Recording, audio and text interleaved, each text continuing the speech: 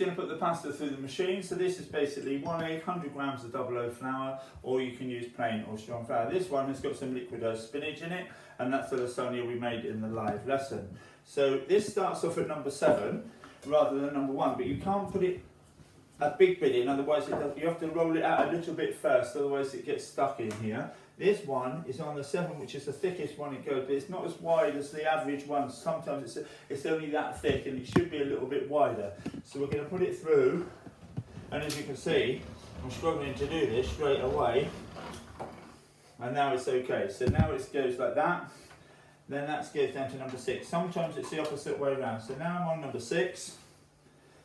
You can have 2 of you doing this, it's a little bit easier, or just cut it in half when it starts getting really long.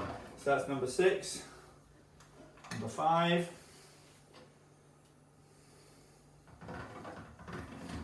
now I made lasagna today, so you just cut these sheets up. This bit here though should get twice as long as that, so it should be twice as long as that before I cut it, or roughly. Normally I have a table, a normal classroom table this wide, it normally does, and it's this wide and as long as the table for 1 egg roll. So that's how I know it's thin enough. If you have it too thin, it doesn't like going through the tagliatelle machine. This is quite wide though, so maybe this is maybe not, doesn't need to be quite. So that's about 1 1/3, still not long enough. I reckon at least 1 more. This will probably do it. If you do it too thin, it won't go through the tagliatelle cutter, which is on here. It won't. It just doesn't touch the sides. It doesn't work. This is, I reckon, probably. Sometimes you can put it through the same number once, because there's a big difference between one and the rest. So let's see if that's nearly as double. So we can roll it on here. So it's not quite the size of the table, but it is wider than normal. So that's probably thin enough. Let me just put it through 1 more without changing the setting on it. That setting is number 3. So it'll either be 2 or 3 on this machine, and they do vary quite a lot. Let's move my book out of the way. So it's quite strong, by the way. It looks like it might break easily, but actually it's actually quite durable. I could actually lift and throw it around, but I'm just going to show you. It doesn't break that easily, so don't think yourself you have to be too delicate with it. Sometimes you do, but it's reasonably strong. So let's see if that's twice the length of the table. See, that's roughly, that is the twice the length of the table. That's probably thin enough. So if I did it, I'm going to show you a little trick here. So we're going to cut it in half, and I'm going to put the other one through at number 2, and you can see the difference. And then we're going to see if the tagliatelle works. So I'm going to fold it in half, so do exactly half to make it fair. So that's half there. So I'm going to cut it there. So these, as you can see, are the same length. So as you can see, they're the same length. So this one here, I'm going to do the shorter one. It's very slightly less in this one.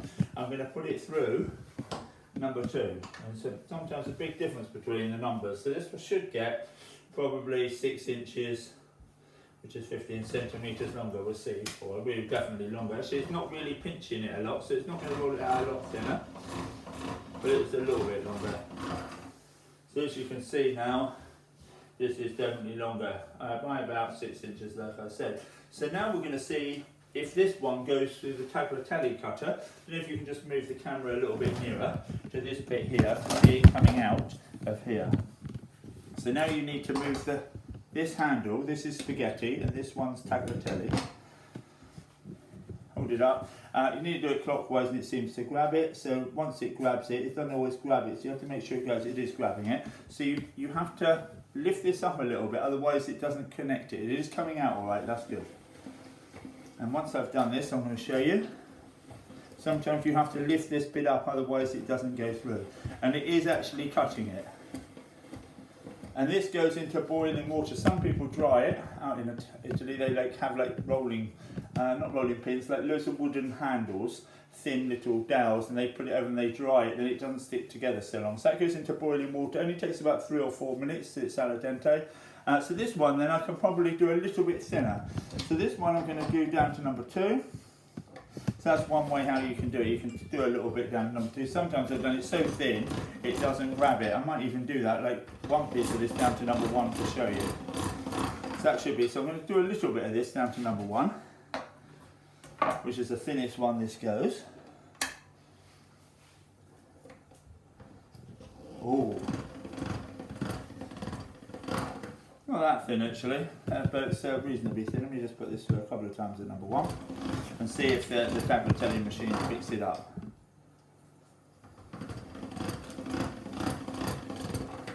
Let me move the handle to here. If you do it only too thick, by the way, when you do a tagliatelle, it's a bit chewy when it's cooked. That's probably about right, number 2 I think. Maybe number 3 was a bit too much for this machine. As you see, it is, oh, it's grabbing it okay, that's good. Sometimes it doesn't grab it, maybe that's the older machine. So you see, this is really thin, I don't know how thin, that's way less than a millimetre. That one's a little bit thicker. So this one here, we can put this through to number 1. And obviously if you just do lasagna, this would be fine. For the lasagna one, that's not so important. This handle has got a bit here, so it has to line up, otherwise it doesn't go in. And I might do a little bit of spaghetti just to show you actually. Just to show you the spaghetti cutter. So this bit here, we're showing you spaghetti. So we're going to show you some spaghetti this time. This is the spaghetti. I don't like the spaghetti because it cuts it more, not round like spaghetti is exactly round. This cuts it like tagliatelle but a lot thinner, so it's not actually round. It's got a different type of cutter on it, the real thing. So as you can see, we've got the spaghetti coming out, but it doesn't cook so well, I find, as a tagliatelle, so I rarely actually cook this, but there's you've got the spaghetti there.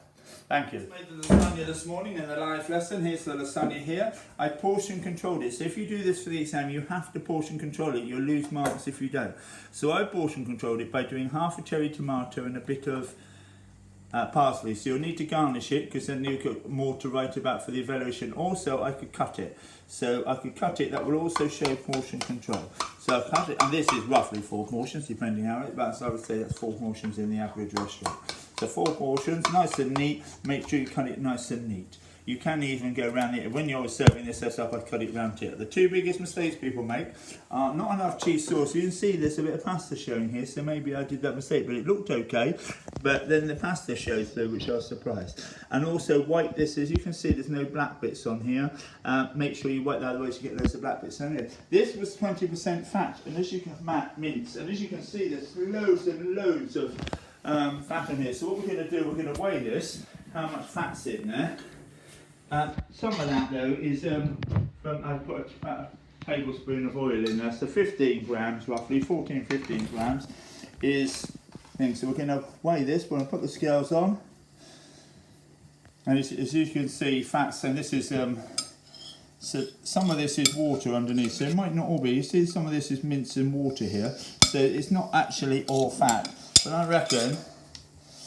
That's quite some about that was what I put in a tablespoon of oil, but all of that is extra fat out the mince. It's meant to be 20% fat.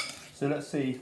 You could actually do a little cook some different minces and then drain them.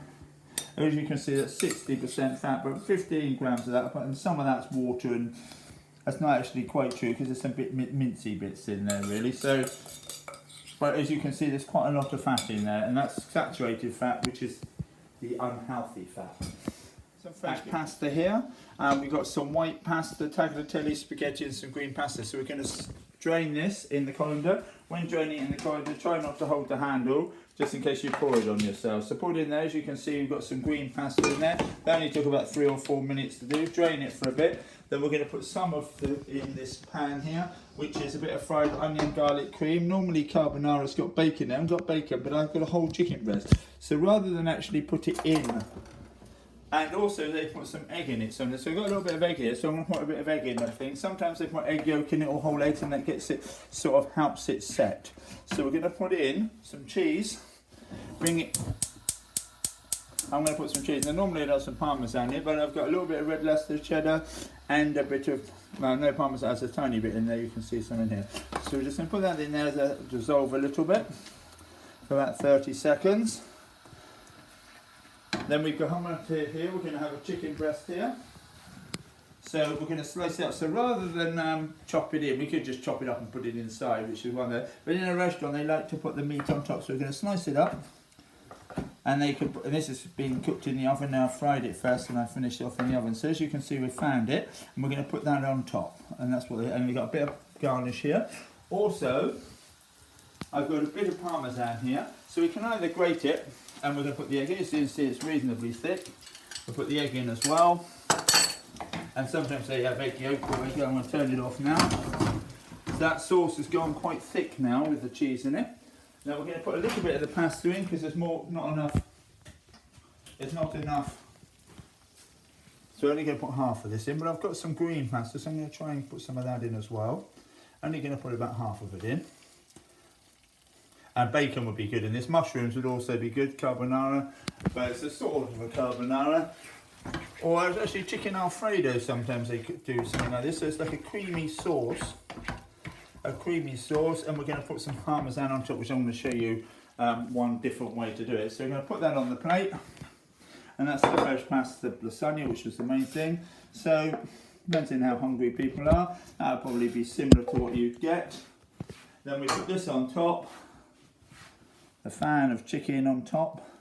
Then we get some chopped parsley. Then with the parmesan, we can just do it with a potato peeler, and you can put little strips in it, or you can just grate it on top. Sometimes in the restaurants they come around with a big grater. They don't have the fresh, they have sometimes the dried stuff, and we could just put that on there. Then we could have a look, see what other fresh herbs we've got that we could put on. Whole bits, and wouldn't normally put on sage. There's a bit of like oregano type stuff, maybe a little couple of leaves there, and a couple of whole bits of parsley, but the chopped parsley would be better. Okay, thank you.